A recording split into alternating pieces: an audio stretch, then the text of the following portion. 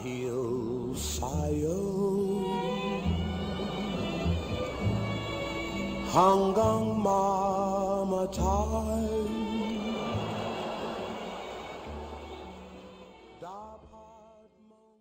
Hello. I just want to introduce myself. I'm Luna Jamero. My brother here is Pete Jamero and Herb Jamero. And we are here to share our stories of growing up brown as Filipino Americans. You'll hear stories about our growing up in a labor camp and other stories we have to share as Filipino Americans. And as Jameros, we grew up in the Central Valley of Livingston, California. We've done a lot of different workshops in the past, sharing our experiences as Filipino Americans, and I hope that today with my brothers that we can maybe make people more aware and, of course, enhance their knowledge of the accomplishments and struggles of Filipino Americans. So with that, I just want to explain a little bit about our family background, the origins of our family. My parents, Ciferino and Apollonia Jamero, came in the 1920s, immigrated here from the Philippines. My father came first by way of Hawaii. My mother later came in the late 1920s.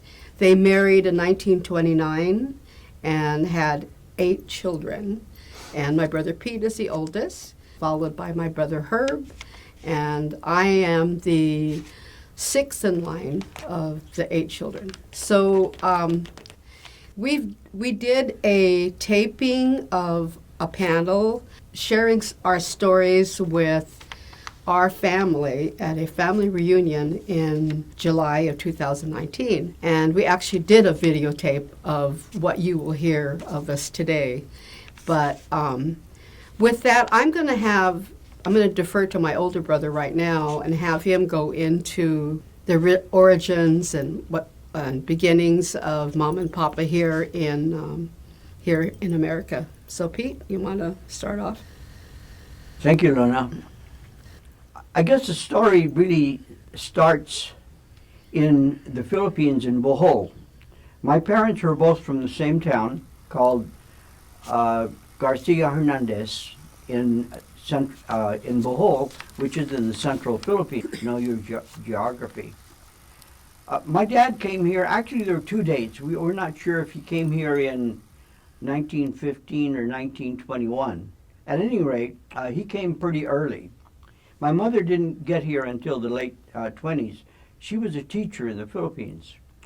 My dad came because of the opportunities that he understood were here in the Philippines. Here in America compared to the Philippines. And the unfortunate part was the opportunities really did not occur in the way that he expected it to be. Because when they were in the Philippines, the Americans who were there, and at that time the Philippines was a colony of America, and the Americans there, particularly the teachers, exaggerated what America was. They would tell Filipinos that the streets were literally paved with gold, everybody was equal, and that if you worked hard, you would make a lot of money. Of course, when they got here, none of that was true, primarily because the Great Depression was on, where everybody was out of work, which meant that newcomers found it even more difficult to get jobs. So what they did is since they were relegated to menial work, my dad and mom decided they would start a Filipino farm labor camp. Because even then, even though work in the fields was not necessarily the kind of thing a lot of people wanted, nevertheless, because there were no jobs, people who ordinarily wouldn't work in the field resented the fact that these newcomers were taking their place. However, the reality meant that they still could be successful in making a living and running a Filipino farm labor camp. The division of labor was, my dad was the labor contractor, which meant he recruited folks to come here. To come to the camp and work. He also was the one who solicited farmers to get work for the Filipinos that he was able to recruit. My mother, on the other hand, for obvious reasons, her main job, of course, was to be the mother for what eventually was going to be 8 children, starting with me, who was born in 1930. But her other job was just as important because she was really in charge of doing the paperwork, payroll, making sure that she kept the right time, the hours that folks worked, and the clerical kinds of activities that needed to take place, paying taxes, etc. The children, on the other hand, did almost everything else. We took care of prep work in the kitchen, for example, throwing out the garbage, helping with the butchering of pigs and chickens. And that essentially was the life that we led for really decades. The camp ran from the 1930s until the 1970s, when it really slowed down to a screeching halt. And that essentially was what our lives were in the Filipino farm labor camp. Yeah, that's Okay. good background. Yeah, okay. And but tagging on Pete's story, I just want to mention too, because there was such a big age gap between my brother Pete and my younger brother Joe. They're 16 years different, so there was kind of like a second family. And I want to mention that Pete and Herb and my brother Junior, who passed away, they experienced a migratory life. We did not, because my parents bought the property where they operated the labor camp in 1944. And prior to that, my older brothers did have to move around quite a bit following the crops, mostly in the Central Valley. And with 16 years difference between my brother, my oldest brother Pete, and my youngest brother, there was, when they left to go to college or they went to the service, the younger ones, we took over. So there was only myself, because my older sister had gone away to college too. So a lot of the work fell into the hands of myself and my 2 younger brothers. And of course, washing dishes was not easy, because at the peak of the farm season, we had upwards to 100 men.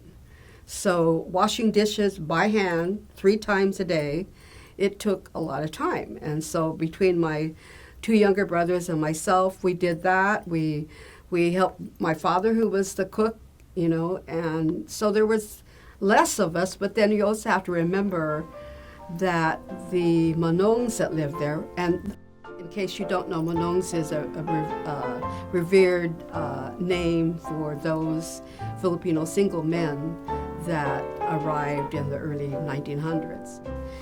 Many of the Manongs that lived on our camp almost year-round also were helpers. So Papa did have a good support team, because these guys were gone. Of course, they would come home on weekends whenever they could, and they would help. But by that time, we had, this was like in the 60s, but by that time we also had grapes in the back of the property. This was a 40-acre piece of property with a house, and for I think it was less than $15,000, with a $5,000 down payment saved by my mother. And this is the 40s, so you can imagine what it took for her to save kind of money in those days when, it was hard enough to make any money, but $5,000. And I think maybe in 5 years or so. I'm not sure how long it took her to make that, but that was from washing clothes, sewing, working in the fields herself, and taking care of her children.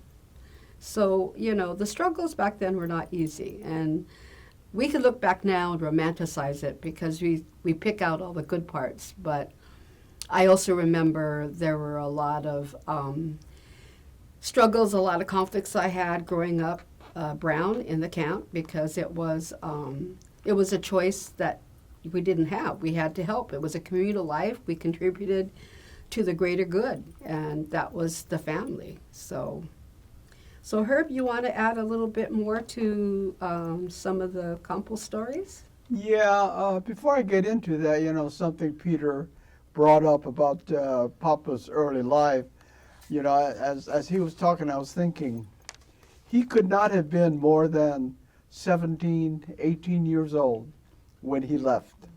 You know, you leave a home where probably never really left that particular island before. Now he has to leave and go all the way to Hawaii, then come over here. And then when I think about today's teenagers in terms of maybe going to the next county or the next city or whatever, he left. The first time he left home. He left family. Really wasn't sure what he was getting into, except that he had signed up to work in the sugar plantations of Hawaii. So, you know, if you look at it that way, it says you scratch your head and says, oh my God, I don't know if I could have done something, you know, like that. So I just wanted to kind of share that part about Papa. And of course, Mama had equal problems with that too, the different kinds of issues that came up. But I want to talk more about what it was like as a boy growing up in a Filipino labor camp. You know, they touch. Let me explain a little bit about a camp, because this was Papa and them set up the camp, and it was for seasonal work. So when we talk about the migratory lifestyle, it would be like they would be working up in the Stockton Delta area for the asparagus.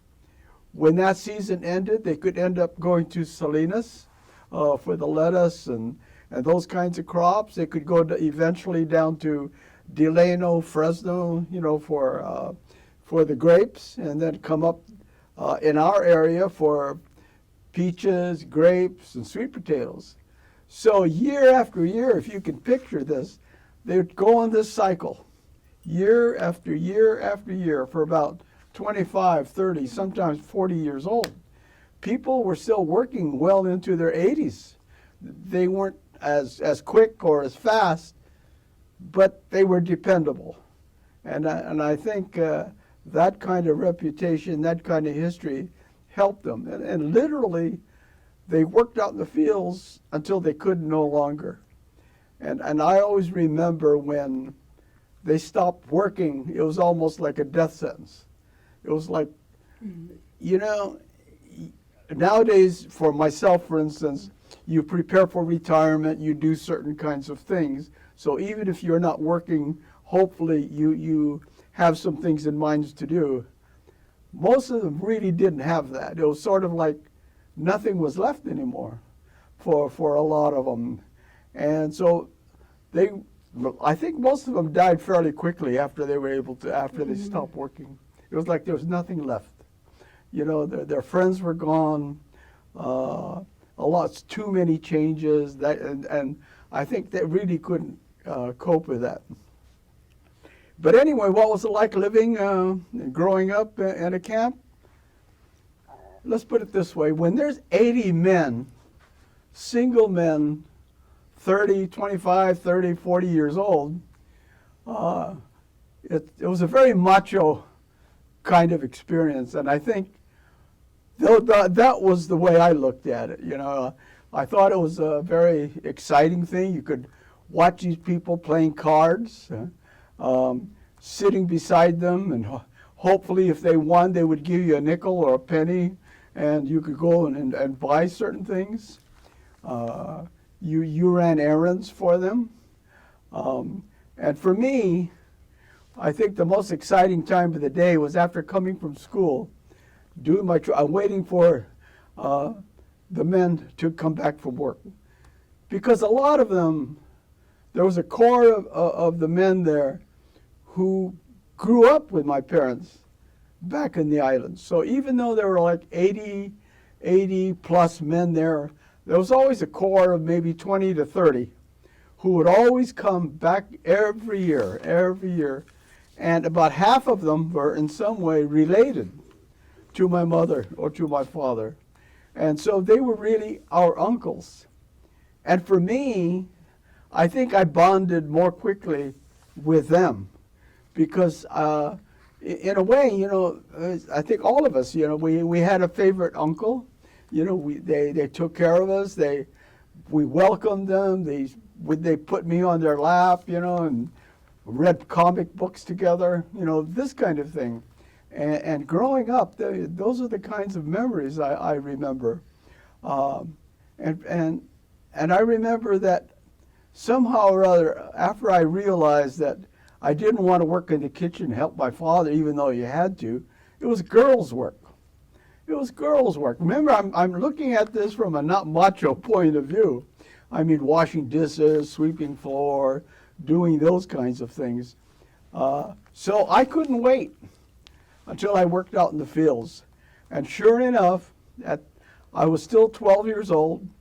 Papa sent me out in the field and to work right alongside with him. And this meant a 10-hour day. Being out in the field at 6 o'clock, 6 a.m., having a half-hour lunch. And my father, as the cook, would always bring a hot meal to the fields. And he would go from field to field dropping off lunches. Usually the lunch was rice and fish. He would fry the fish at home, and that was it. And it was half hour for lunch, and that was it. You go back to the field and finish the day. So, and I remember at 13 years old, we were picking peaches. It was my birthday, and I sat up there almost like it was sort of like beating your chest, you know. And, man, I'm here trying to keep up with these guys who are working out in the field for years and years and years, but it felt good. And then the best part is going home. Now I'm taking a shower in the communal bath with the rest of these guys. And now, you know, here I am, 15, 20 years younger than them. It was almost like being part of them, that they were able to accept me. And it was sort of like I'm now a man.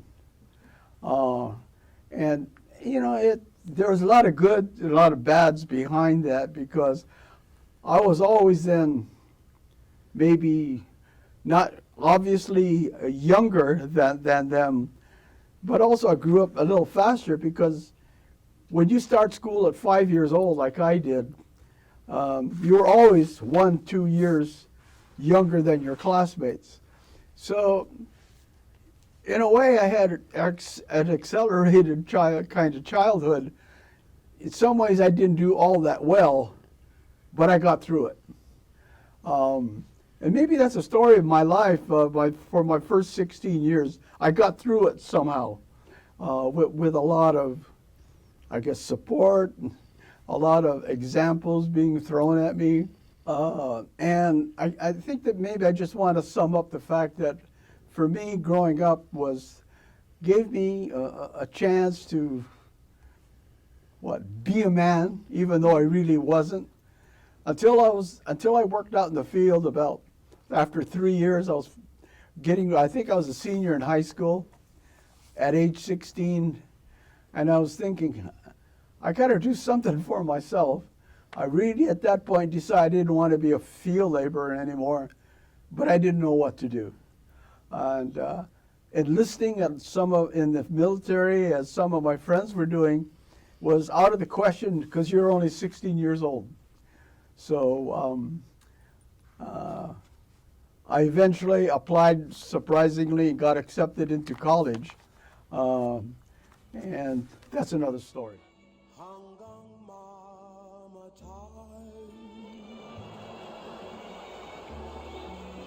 dapat mong tantirin wala nang ibang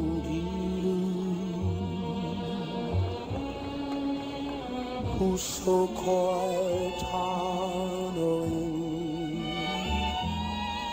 ika rin dahil sa'yo